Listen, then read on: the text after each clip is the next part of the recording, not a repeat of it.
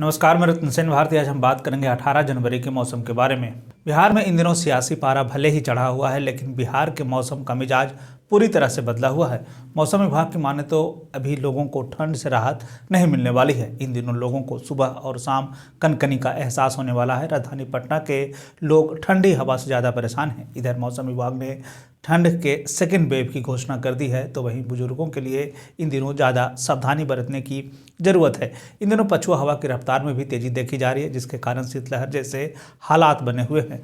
विभाग की माने तो 20 जनवरी तक बिहार में इसी तरह के हालात रहने वाले हैं, लेकिन इन दिनों हवा में कनकनी बनी हुई है।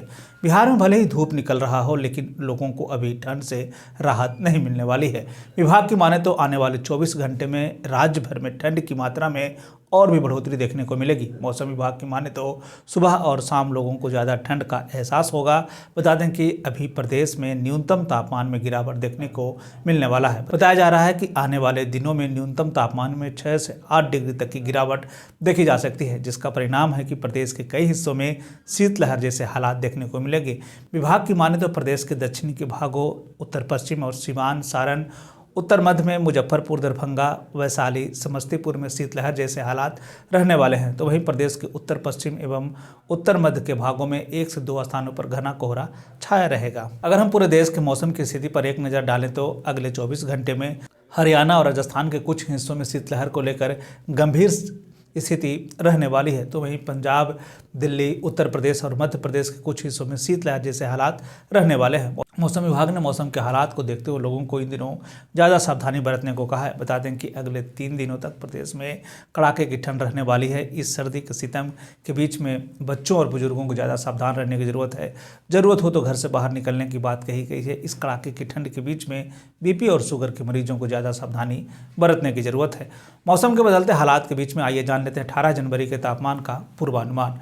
उत्तर पश्चिम बिहार के तहत आने वाले जिलों में पश्चिम चंपारण, सिवान, सारण, पूर्वी चंपारण, गोपालगंज में 18 जनवरी का अधिकतम तापमान 14 से 16 डिग्री तक रहने की बात कही गई, जबकि इन्हीं जिलों का न्यूनतम तापमान 6 से 8 डिग्री तक रहने की बात कही गई है। इस दौरान मौसम शुष्क बना रहेगा।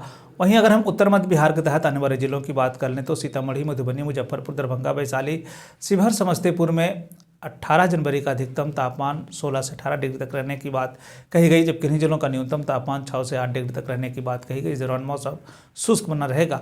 उत्तर पूर्व बिहार के तहत आने वाले जिलों में सुपौल, अररिया, किशनगंज, मधेपुरा, सहरसा, पूर्णिया, कटिहार का 18 जनवरी का अधिकतम तापमान 16 से 18 डिग्री तक रहने की बात कही गई, जबकि इन जिलों का न्यूनतम तापमान 6 से 8 डिग्री तक रहने की बात कही गई। इस दौरान मौसम शुष्क बना रहेगा।